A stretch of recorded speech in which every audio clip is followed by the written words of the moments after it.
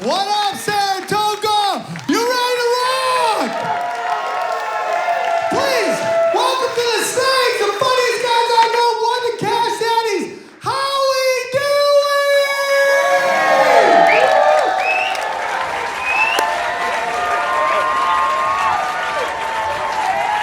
What's up, Toga? How you doing? Jesus Christ. I haven't started drinking yet. Listen, man, I came up here from New York City today.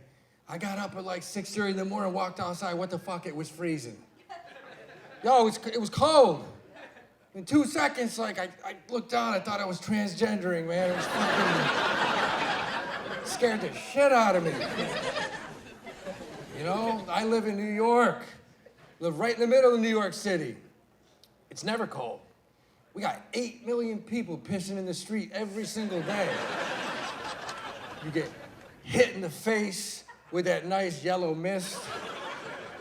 You know, you sit, you think about it, you have empathy for all R. Kelly's ex-girlfriends. It's tough. Pandemic was nuts. Things are a little bit back to normal. I know they are, because I rode the train the other day, and I saw a homeless dude shit in a pizza box.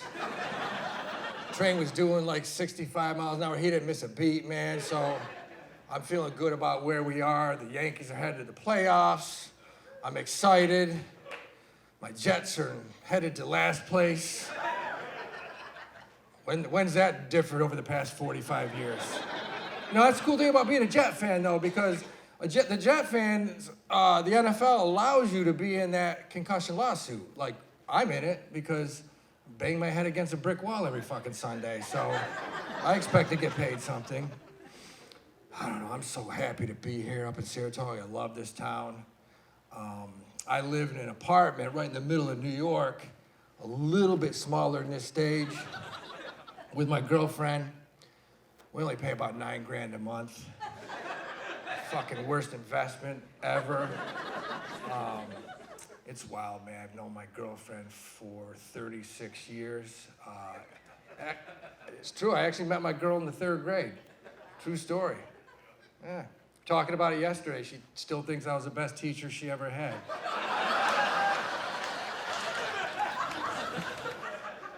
We're gonna have fun tonight. Because this crowd has no fucking ethics. This is gonna be great. Came all the way up here to give you that little Epstein joke. Good, all right. I'm just kidding you, man. Come on, it was 5th grade. Oh, shit, man. We're the same. You think you would know someone, though, after 33 years. You should know everything about them. Like, you guys know everything about each other, you think? That's good. They just met. How long you been together? 8 years? You married? You made it. I'll tell you why you made it, man. But was the 6th, 7th year a little bit tough?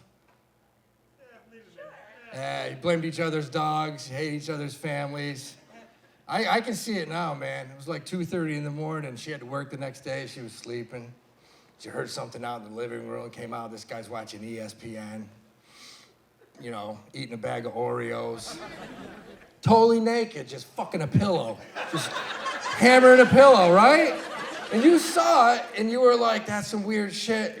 But you went back to bed like it never happened. You're gonna make it another 20 years. I'm not saying that ended my marriage, but it didn't help. Fucking pillows. I don't know, 33 years, man, I thought I knew my girl. I thought I knew her. 95% sure my girlfriend was Hispanic. I thought she was Puerto Rican. I don't know if it's because, you know, I watched too much Sesame Street as a kid. Got a little Hispanic fetish, that could be part of it. I found out that, you know, I was close. She's actually Palestinian. If you think about it, starts with a P, she's got a year-round tan, she's got like a nasty left hook. You could see how I could fuck that up. But I'm gonna tell you, man, in all honesty, it's the first time ever she got really pissed off at me. She got mad. She grabbed me and said, "Come here, you asshole," and pull out her license. She said, the middle part of my name, Bin Muhammad. How the fuck is that Hispanic in any way? And I did what you do when you fuck up that badly. I said, you know what, sweetie? You should love me more, because I don't care where you are. It's about the heart, baby. Bring it in. Come here. That's what you do. And I'll tell you, I love my girl. My girl's a psychologist. She works in Times Square. She works on the 50th floor. I'm a 24-hour case study. It works out well. About 4 years ago, 7:30 in the morning, this crazy bastard went into the subway in Times Square, had like 6 bombs strapped to him, and he hit the button. And nothing happened. It just smoked a little bit. He got himself a good ab workout, went to jail. Nobody got hurt. What I found out, the guy was probably a good bomb maker, but he just wasn't a good detonator. You gotta have both to have a successful suicide bomb attempt. So I saw it on the news, and I called up my girl, and I said, sweetie, did you see what happened at your work? And she said, the whole world saw what just happened, but I don't work in the subway. I work in the 50th floor. Why are you bothering me? I said, because I wanted to make sure that wasn't you that did it. Because you never know. You never know. I met her in the 3rd grade. Where was she before that? They start those cells early, man. Every night I hug her, I kiss her. I wait 10 seconds, nothing's ticking, I go to bed. Okay. What are you gonna do, man? Pandemic was crazy. Holy shit. Kids learned a lot during that pandemic, right? Distance learning. My kids got dumber. You know, I got average kids, and they both definitely got a lot dumber during that pandemic. Distance learning through a laptop. My kid had a hot-looking biology teacher. He went through 3 laptops. I'd come home, I'd be like, kid, you're in the middle of a lesson, why are you sleeping? He's like, this biology dad's wearing me out. I'm like, yeah, it's wearing you out. Got no money to send him to college. I think female middle school teachers in Florida, that's where my heart went out to. They got it the worst. First time in 30 years, they couldn't blow their students. Why is it always Florida?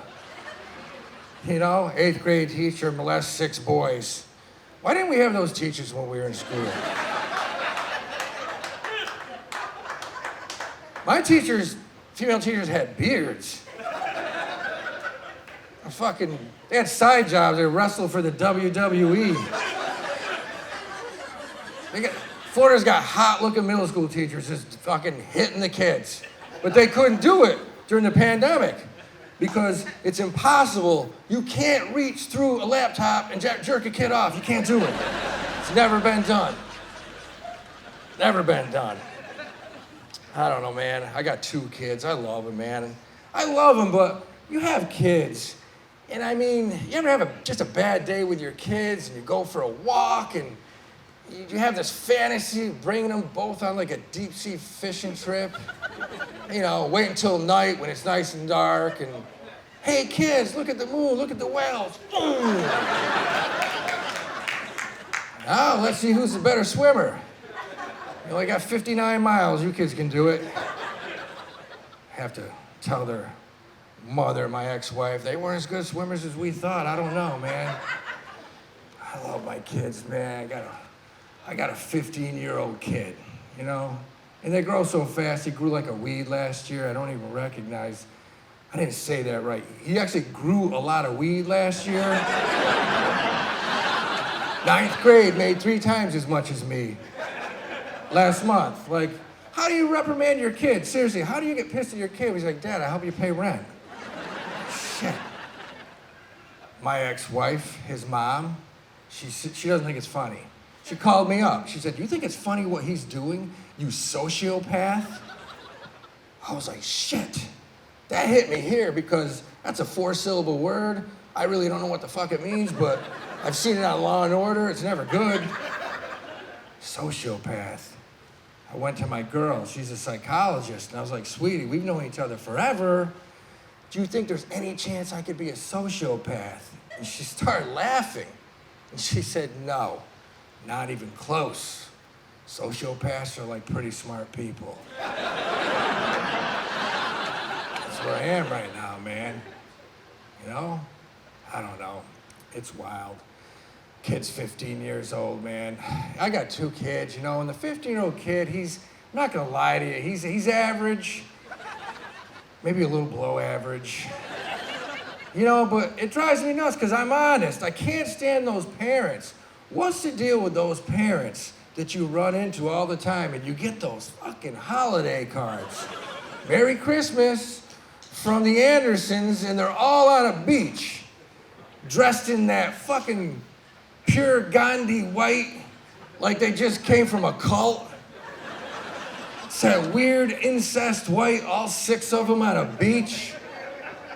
Happy holidays. And then everyone's got a sentence about them, how good they're doing. This is little Johnny, he's gifted and talented. Bobby's quarterback of the football team this year. Missy's on the cheerleading squad. And you're like, yeah, wasn't Bobby the one that tried to burn your house down like 2 weeks ago? You know, my talented wife, Melissa, is going back to school to get her master's, and that's from just like timeout, man. I went to college with both you guys. Your wife was talented. Yeah, remember? She blew all those linebackers in a weekend. She was legendary. Fucking going back. I can't, it just drives me nuts, man. Look, I knew my kid was a little average when he was 8 years old. You know, I knew he wasn't gonna develop algorithms when he was 8. You watch something real simple, you can figure it out. I watched him make toast one day. That's all he did. He made toast. He took 2 slices of bread, dropped them in the toaster, hit the button. He burnt the toast. We've all done that. You can't get pissed at him for that. So I said, look, little buddy, do it again. Turn it down a little towards the brown. Give it one more chance. He did it again. Burnt the shit out of it worse. The whole house smells like smoke. Still, you can't give up on your kid, man. I said, look, I want you to do it again. Turn it all the way up, drop the bread, count to 15. Here's a metal fork. I want you to go down there and get that fucking bread. Just move it around till you get it out. I'm gonna be outside if you need me. Let me tell you, man, you know, he got the bread out. He did. He's missing a finger, but, you know, he learned, he figured it out. Gotta love your kids, man. I like them. I don't know, man. Pandemic was tough for me, though, personally, because I lived in New York City, and you were just isolated from everything. You had to make an appointment to go to a grocery store to get a banana. Like, the only people you saw were zombies and rats. And the rats, I felt bad for them because there was no more food source. The restaurants closed down, so the rats had to eat each other. And the rats got the size of small bears. Yeah, like you'd walk outside and a rat would chase you, and it was no joke because they got hold of you, they're gonna probably rip your leg off. I don't know, I live with my girlfriend, we've been doing it.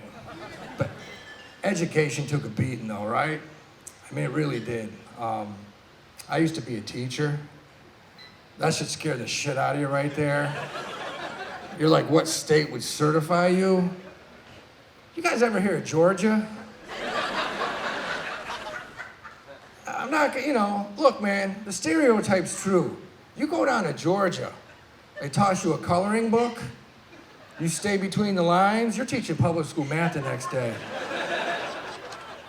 Dude, I taught 5th grade math for 8 years. It's the most amount of alcohol I ever drank in my life. 11-year-old kids almost sent me to rehab. Dude, don't judge. You can put 30 kids into a small confined area and they do amazing things. One thing they just never do, they never shut the fuck up.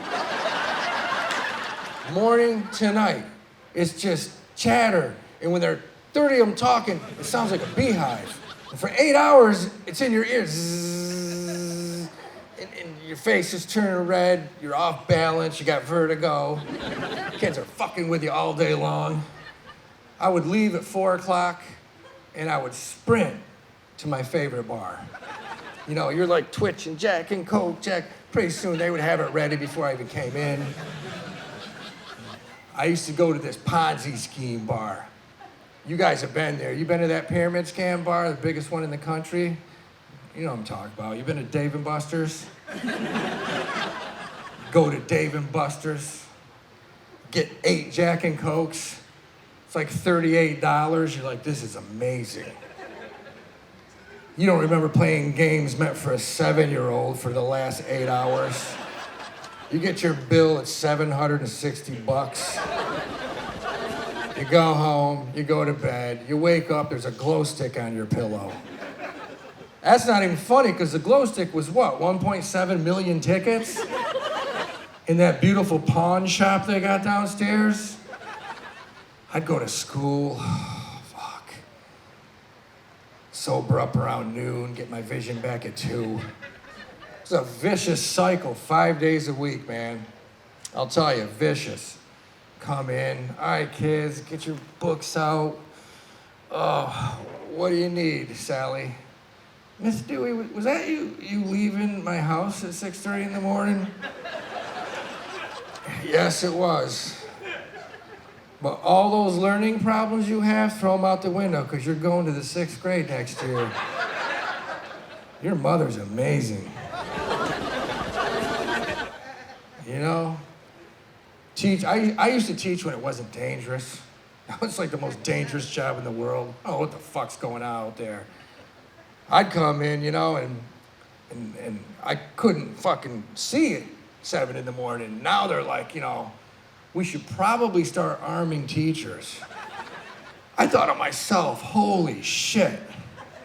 I couldn't find my shoes at 7:30 in the morning, man. Now you're gonna give me a loaded Glock? Who the fuck am I not gonna shoot? Think about that shit. Everybody's in danger, from the school bus drivers, to the teachers I didn't like, to the principal, I couldn't stand her. I would put one right in her ass without a problem. You imagine that shit? You go in, 8 in the morning, all right, kids, get out your books, turn to page 43, we got one question, we're going outside right now. Raise your hand if you have any idea what I did with that gun I came in with. Shit. Oh. Bobby, go look in the bathroom. I might have dropped it. Kids, listen, man, this is serious. I'm gonna get in a lot of trouble, man. I know you guys are always playing pranks on me, but this one, I'm screwed here. This is like, I'm gonna get my name in the paper, kids. Here's the deal. I'm gonna turn around. You put the gun on the desk, and we're going out the next 4 hours. I promise you. Oh, you little mother, and you left the safety on. All right, before we line up, one quick question. Who didn't do your homework last night, little fuckers? You could have fun with it, I guess, you know? I don't know. It's tough. Teaching's tough. I used to have to teach real shit, though, man. I taught math. My kids were from Georgia. I mean, let that sit in for a second. They were from Georgia. I had kids in my class with like 7 fingers, like a 3rd leg. Like you wonder, like University of Georgia wins national championships. Look closely. Those motherfuckers, some of them have a 3rd leg and they're just flying down the field. It's because they're born in Georgia. I'm not kidding you. Had a kid in my class. He wasn't very smart, he couldn't read, but he got hundreds on every single test. And he'd look at you, because he had like a 3rd eye on the right side of his head. He'd look at you and cheat off the people on the right of him. You had mutants down there, I'm not kidding you. Tell you a true story. I had a kid in my class named Tommy, and I swear to God, he had no arms. His arms were cut off right here. And because of that, his legs had adapted over the years where he had the legs of an NFL running back. The kid was 11, he squatted like 600 pounds. Like his legs were 3 times the size of mine. He was 11 years old and this tall. And when I had a parent-teacher conference with his mother at the beginning of the year, she said, this is very important. She said, every now and then he has a really bad temper. And she said when he loses his temper and he gets hold of somebody, if he gets a hold of them with his legs, he's gonna kill them. And I was like, no, he's like the nicest kid. And she said, if he does that, you have to punch him in the legs until he releases his grip, because he's almost killed like 2 or 3 of his cousins. It's a true story. So I get through the whole year with this kid, and nothing happens. He's good. Last day of school, we're on the playground, and some kid starts fucking with him. Knocks his glasses off of his face. And I'm like 100 yards away, and I see it happen, and I'm like, oh shit. And all of a sudden, the kids are like, Miss Dewey, he's got hold of him, he's gonna kill him.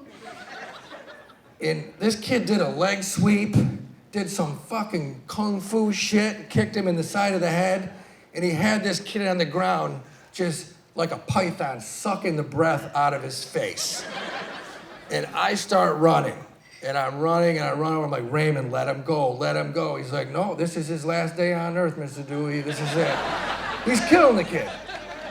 I go down to pull the kid's legs apart, I can't even budge him.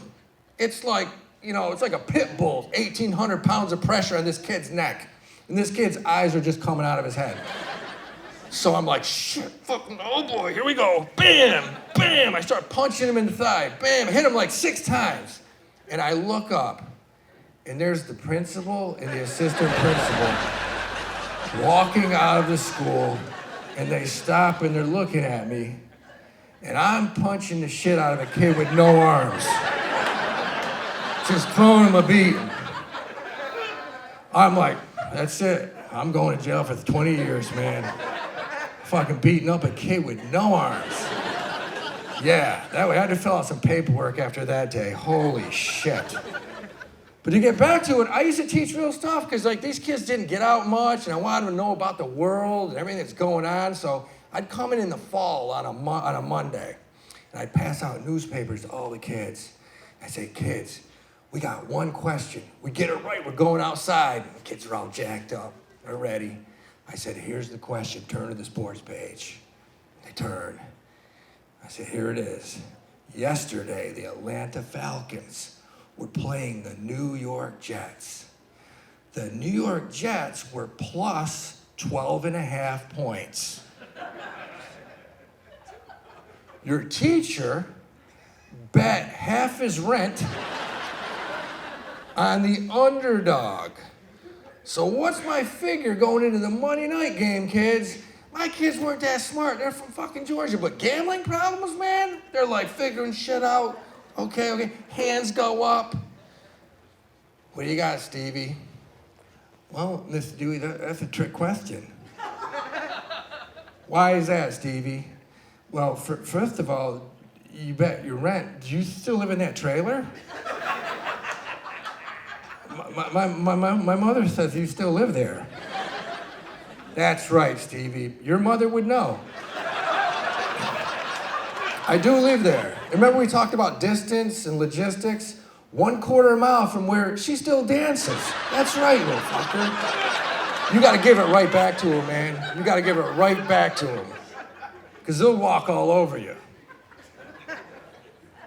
Stevie's like, well, Mr. Dewey, Jets lost by 21, so your bookie charges that 10% loss fee called the vigorous. So I'm guessing if you live in that trailer, you probably owe like $550.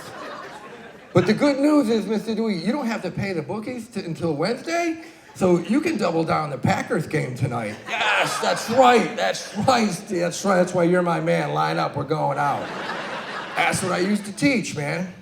That's why I'm hanging out with you guys tonight. Fucking, I don't know, man. Crazy. Gained 42 pounds in the pandemic. Anyone else get fat as shit? I mean, right? What are you gonna do? Sitting around, can't do anything. My girl was a psychologist, but she's not like one of those positive self-esteem ones. She's like, you need to lose some weight, you fat fuck. It's rough. And I'll tell you what, I lost weight not because I wanted to look better or feel better about myself. I honestly Just want to see my dick one more time? Really? I mean, I called up my buddy, he's a trainer, and he's like, look, man, if you're gonna eat 12, 15 wings every single day and drink a 12-pack, finish it off with a slice of pizza before bed, you gotta get up at like 7:30 in the morning, you gotta run. You ever eat like 12 really hot, spicy wings and drink some beers and try to do any physical activity at 7:30 in the morning? You ever give that a shot? Your mind is like, you can do this, you can do this. Your stomach's like, you can do this, but you're gonna shit all over yourself in about 10 seconds. Can't do that. You kidding me? I don't know, man. She got me a membership to a gym. I hate gyms. I used to love gyms. Gyms back in the day, you go to a gym, go in, do a little bench, hit the treadmill, leave, nobody bothered you. Go to a gym now. We got a gym in New York City, I walk in, and they have 75 different classes. It's like going to Harvard, man. I get all confused, it's embarrassing. You walk in, I just want to quietly go do my shit. Hey, Howie, how you doing? You know, Rashi's teaching a yoga class at 9:30. Have you tried it? I'm like, no, man. No, I'm not trying it. Are you sure? Because it's kind of like a life changer. No, man, let you in a little secret. I kind of gave up trying to blow myself like 12 years ago. I wasn't that close to getting it then. I don't think yoga's gonna help. They teach weird shit at this gym. There's a class that you take at this gym. The class is called breathing. Breathing. That's the name of the class. It's like, you're teaching us a skill that, I don't know, you don't pick up that one. What, first 5, 10 seconds you come into this world? What are you gonna be successful at? I can't do it. I can't. I'm not good with gyms. I'll tell you what I started doing. I started playing in this 40 and over basketball league. And I'll tell you, if you know, when you turn over the age of 40, you just can't really do the things you used to be able to do. Like, I love watching, Steph Curry come down, throw a no-look pass to Draymond, he goes up and dunks. I'll play with my boys on Thursday night. I'll come down, throw a no-look pass to my buddy Bob, who's a plumber. Problem is, Bob's not looking either. Ball hits him in the face, he breaks his nose, he doesn't talk to me anymore. You can't do the things you used to do. You go to our 40 and over basketball league, and it literally looks like a Halloween party from 1989, man. Guys got goggles so thick, it's like you don't even know how the fuck they can see. You got guys with purple headbands on. We had a guy with a knee brace. It weighs like 130 pounds. It got screws in it and shit. It's insane. It's wild. We run up and down the court every Thursday. We don't run, I'm lying. We crawl up and down the court. And we go drink for like 6 hours. I've been doing this exercise program for like 2 years. I've gained like another 25 pounds. It's not helping. I don't know. The problem is this. You like last night, you watch any pro sport. Tua went down last night, and I was like, oh, God, prayers, this is bad. You watch your favorite NBA player come down, tears his ACL. It's like, oh, shit. You ever see a 48-year-old accountant who's 120 pounds overweight do a fucking face plant on a wooden floor? This is the funniest fucking thing you've ever seen in your life. He goes down, his face bounces off of you hear a thump, he's bleeding. You can't stop laughing, man. The other night we were playing, and I came down, and I turned to throw a ball at my buddy John. He wasn't even there.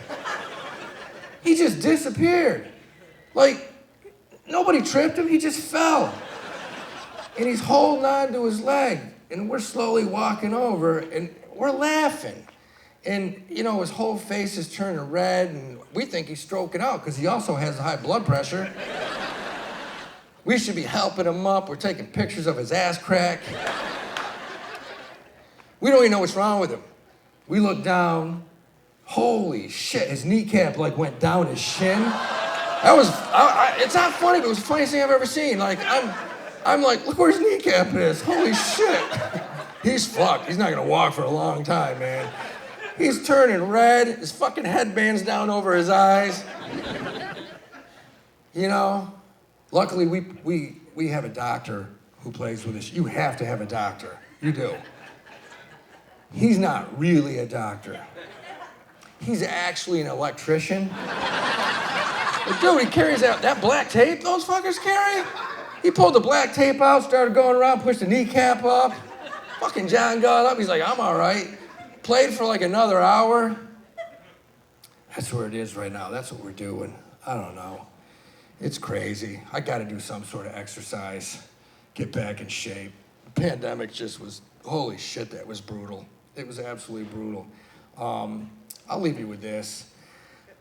Look, man, we're in weird times right now because, like, my favorite comedian in the world, Dave Chappelle, he's getting shit for, like, telling jokes.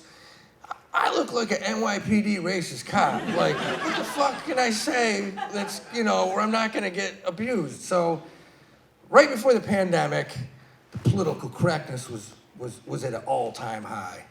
And they were shutting down New York. No more comedy, no nothing. A friend of mine, Sean, he's a comedian.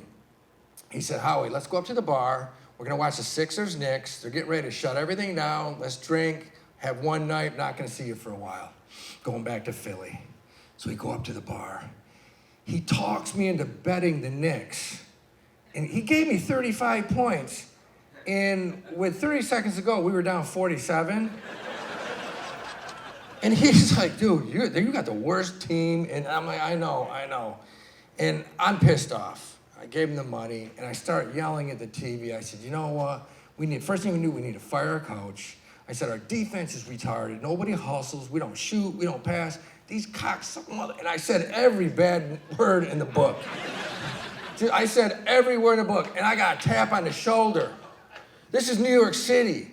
You get a tap on the shoulder in New York, you just turn, you knock that person out, and then you're like, fuck, she's 83. And you pick her up, like, I'm sorry, you know, that's just, I got a tap on the shoulder, man, and I turn, and these two 22-year-old NYU students, two girls, and one of them said, excuse me, sir, could you please stop saying that word?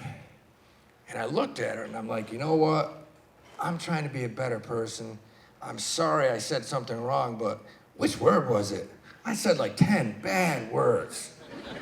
The other one said, you said retarded. And I went, okay, I did. And it's my fault. I should not have said it. I'm trying to be a better person. Which one of you two do I need to apologize to?